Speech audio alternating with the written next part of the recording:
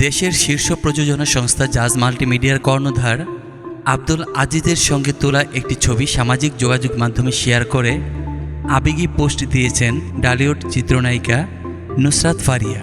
জানিয়েছেন, চলতি বছরেই রূপালী পর্দার কেরিয়ারের 10 বছর পূর্তি তার।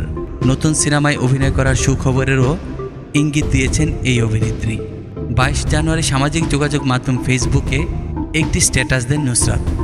ওই স্ট্যাটাসে তিনি জানান, দীর্ঘ সময় সবুজ অঙ্গনে কাজ করলেও সিনেমার কেরিয়ার শুরু করেন 2015 সালে।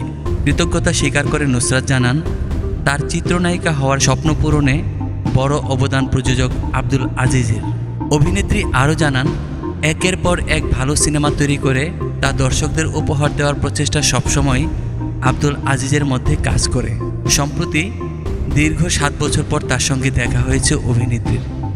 সেই মুহূর্তকে ক্যামেরাবন্দি করে নায়িকা ক্যাপশনের অনুভূতি জানিয়ে লেখেন, ঘরের মেয়ে ঘরে আসার মতো আনন্দ।